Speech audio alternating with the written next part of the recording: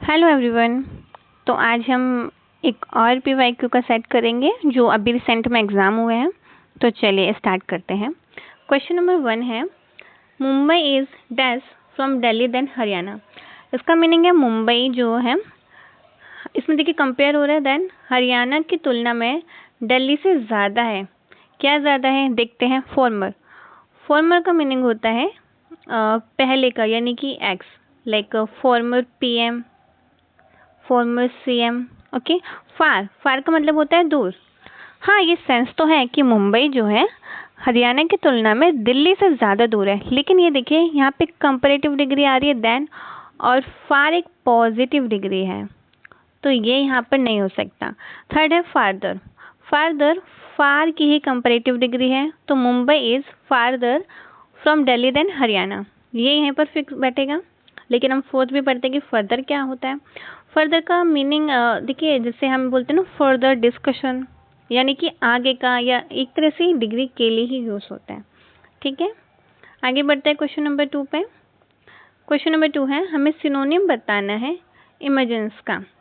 Emergence का synonym देखते हैं क्या होता है। इमर्जेंस का मीनिंग होता है राइज। अगर हम इसका हिंदी मीनिंग देखें तो उसका मतलब होता है प्रकट होना। राइज है, अराइवल है। अब देखिए इससे क्या सिनोनिम लगता है। अपीयरेंस, अपीयर, अपीयर का मीनिंग भी होता है सामने आना। इनोसेंट का मीन्स इनोसेंस।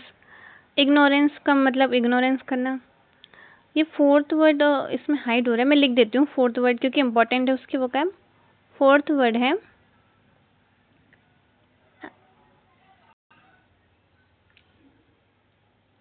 एलिजेंस। एलिजेंस का मीनिंग होता है ऑनेस्ट और लॉयल। याद रखिएगा क्योंकि वर्ड मैंने देखा है पीवाईक्यू में काफ़ी है। एलिजेंस का मीनिंग होता है ऑनेस्ट, तो इसका राइट आंसर क्या है अपीयरेंस। इमर्जेंस का मीनिंग होता है राइज, अराइवल, अपीयर होना, एडवेंट करना। ठीक है, अब क्वेश्चन नंबर 3 पे आते हैं। क्वेश्चन नंबर 3 है one word substitution, incapable of being satisfied, यानी कि ऐसे लोग जो कभी सेटिस्फाई नहीं रहते। क्रेडिबल, क्रेडिबल का मीनिंग क्या होता है जिस पर हम ट्रस्ट कर सकते हैं, क्रेडिबिलिटी होती है। इनसेंटिबल, इनसेंटिबल वो लोग होते हैं जिन पे ट्रस्ट नहीं किया जा सकता। इसके और भी सिनोनिम्स है लाइक वोरासियस,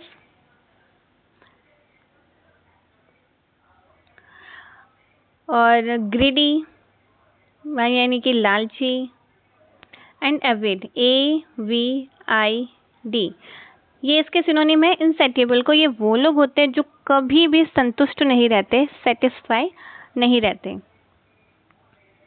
नेक्स्ट है इंसॉल्वेंट। इंसॉल्वेंट किसे बोलते हैं? जो कि बैंकरप्ट हो, जिनका दिवालिया निकल चुका हो। ऐसे लोग होते हैं ना जिनके पास कुछ नहीं बचता, उसे बोलते हैं इंसॉल्वेंट, बैंकरप्ट। और ये भी बहुत ज़्यादा पूछा जाता है, तो इसको याद रखिएगा। फोर्थ है कर्ब्ड। कर्ब्ड का मीनिंग होता है टू कंट्रोल, यानी कि किसी को कंट्रोल करना। आगे बढ़ते हैं क्वेश्चन नंबर 4 पे। क्वेश्चन नंबर 4 है जंबल वर्ड है। Part of a sentence are given below while the first part is in the correctness। जो 1 है ये फिक्स है और बाकी के PQRS हमें देखने हैं। ऑप्शन नंबर 1 Q से स्टार्ट हो रहा है, P से स्टार्ट हो रहा है, P से Q से, यानी P या Q में ही कुछ होगा। द एम इज टू, यानी कि जो मोटिव है, जो सपना है, जो टारगेट है, वो क्या है? By reducing the amount of waste. देखिए प्रीपोजिशन से स्टार्ट हो रहा है, जो कि यहाँ पर द एम इज टू, यानी कि यहाँ पर कुछ वर्ब आनी चाहिए। The aim is to improve the environment, यानी कि क्यू से स्टार्ट होगा। क्यू दो ऑप्शन में है, 1 में और 4th में। क्यू के बाद पी आना है, दोनों में दिया है। The aim is to improve the environment, क्या एम है कि एनवायरमेंट को इम्प्रूव करना है। कैसे इम्प्रूव करना है? जो by reducing the amount of waste, यानी कि जो वेस्ट हो रहा है, जो कचरा है, उसकी अमाउंट को कम करना है, रिड्यूस करना है। कैसे रिड्यूस करना है? Amount of waste from electrical and electronic equipment entering landfills, यानी कि आपको क्या लग रहा है पी के बाद क्या आएगा? एस, क्योंकि यहाँ देखिए एंड का यूज़ हो रहा है और एंड के बाद एक सेंटेंस आना ही है, तो एस के बाद आर, यानी कि option number 3 will be the right answer. आगे बढ़ते हैं क्वेश्चन नंबर 5 पे। क्वेश्चन 5 में हमसे एंटोनिम पूछा है बैरिन का। बैरिन का मीनिंग क्या होता है बताइए? बैरिन का मीनिंग होता है बंजर, यानी कि कोई ऐसी चीज जो कि फर्टाइल ना हो, एरिड हो, एरिड, डिसोलेट हो, ये सब बैरिन के सिनोनिम है। अभी हम इसका एंटोनिम देखेंगे। लाइफलेस, जिसमें जीवन ना हो, ये तो उसका नहीं हो सकता क्योंकि बैरिन का जो मीनिंग है वो जमीन के लिए आता है। ब्लीक, ब्लीक का क्या मीनिंग होता है? ब्लीक का मीनिंग लाइक कोई चीज जो हेल्पफुल ना हो, नॉट मोटिवेटेड ना हो, ग्लूमी हो, सैड हो, ठीक है। ड्रोटी, ड्रोटी एक पीरियड होता है, उस पीरियड को कहते हैं जिस पीरियड में बारिश ना हुई हो। फर्टाइल, हमसे एंटोनिम पूछा था बैरिन, बंजर। बंजर का एंटोनिम क्या होगा? जो अच्छी चीज, जो बंजर ना हो यानी कि फर्टाइल हो। फर्टाइल के सिनोनिम क्या हो सकते हैं? लश हो सकता है, रिच हो सकता है और प्रोडक्टिव हो सकता है, ठीक है। आगे बढ़ते हैं क्वेश्चन नंबर 5 पे। Select the most appropriate option to fill in the blank. I have dash pen to lend you at present. क्या क्या इसका मीनिंग निकल के आ रहा होगा? I have no pen to lend you at present. मेरे पास अभी कोई पेन नहीं है जो मैं तुम्हें दे सकूं। फिर तो बेटर है, बाकी ऑप्शन भी चेक कर लेते एक बार, क्या पता बेस्ट मिल जाए। I have each pen to lend you at present. Each pen, इसका कोई भी यहाँ पर सेंस नहीं बन रहा। I have much pen, pen countable है और मच अनकाउंटेबल के लिए यूज होता है, तो ये तो नहीं हो सकता। आई हैव ऑल पेन, नहीं, तो आंसर क्या होगा? 1। मेरे पास अभी पेन नहीं है जो मैं तुम्हें दे सकूं। नेक्स्ट पे आते हैं क्वेश्चन नंबर 7 पे। A leopard can change its spot, यानी कि कोई पर्सन जो है वो अपनी जो अंदर का बिहेवियर है ना वो चेंज नहीं कर सकता। People can not change their previous occupation, people can not change their physical appearance, यहाँ फिजिकल अपीयरेंस की बात नहीं हो रही है। People can not change their basic personality, habits and etc. Leopards, leopards का कैसे हो सकता है? तो आंसर क्या होगा? 3, कि जो भी लोग हैं वो अपना जो खुद का बिहेवियर है वो चेंज नहीं कर सकते, वो छुपाया नहीं जा सकता। क्वेश्चन नंबर 8 पे आते हैं। आर्टिकल बताना है। There should be concern about Ukraine losing access to Black Sea, यानी कि ये एक कंसर्न होना चाहिए जो यूक्रेन है वो अपना एक्सेस खो रहा है, किसके लिए? ब्लैक सी के लिए। एंड नहीं आएगा, ए भी नहीं आएगा। देखिए यहाँ पे सी एक कॉमन नाउन है, अगर खाली सी होता, ओनली सी होता तो हम इसमें ए का यूज कर सकते थे, लेकिन ब्लैक सी यानी कि एक प्रॉपर नाउन बन रहा है, ये प्रॉपर नाउन के लिए क्या यूज होगा? The. 3 will be the right answer. Okay, आगे बढ़ते हैं क्वेश्चन नंबर 9 पे।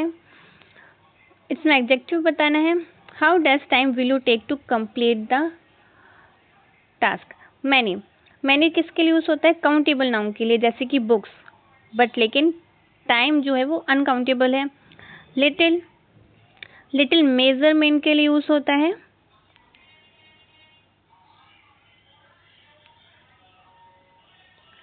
Much, how much time will you take, यही सही आंसर होगा। और मोर कंपेरेटिव के लिए यूज होता है, जो कि यहाँ पे इसका सेंस नहीं है।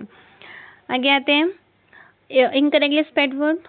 योगर्ट, योगर्ट किसको बोलते हैं? कर्ड को, दही, ये बिल्कुल ठीक है। अगर किसी के मन में आ रहा होगा कि योगर्ट में एच नहीं आता, आपको लग रहा होगा कि योगर्ट में एच नहीं आता, तो मैं आपको बताती हूँ, ये जो योगर्ट है ये अमेरिकन इंग्लिश का वर्ड है और ये वाला ब्रिटिश इंग्लिश का वर्ड है, ठीक है। तो ये दोनों ही ठीक है। टेरिटोरियल, डबल आर, आर आई, ये भी ठीक है। वैक्यूम, वैक्यूम हमने अभी रिसेंट में भी किए थे, ये 25 में काफ़ी पूछा है। वैक्यूम में डबल यू आएगा, ठीक है। वैक्सीनेट, ये भी बिल्कुल ठीक है। आगे बढ़ते हैं क्वेश्चन नंबर 11 में। The vaccine was presumed to be safe and efficacious, efficacious हमें इसका इनकरेक्ट निकालना है। EFFI, इसकी जो करेक्ट स्पेलिंग होती है EFFICACIOUS,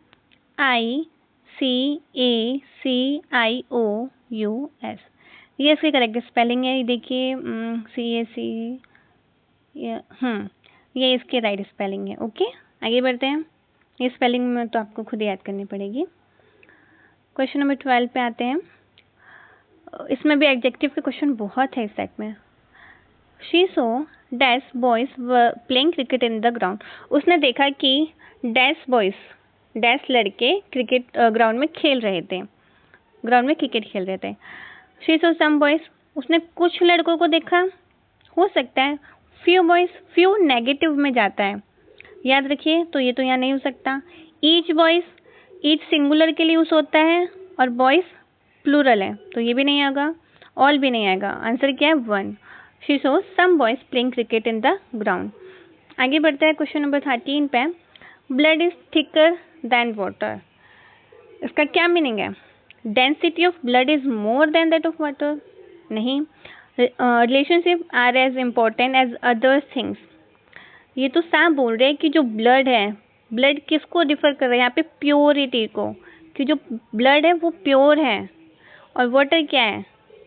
सेकंड चीज़ है, सेकंड थिंग है। जो ब्लड है वो प्रायोरिटी है, यानी कि जो हमारे रिलेशन है फैमिली के, वो ज़्यादा इम्पोर्टेंट है रेदर देन अदर रिलेशंस।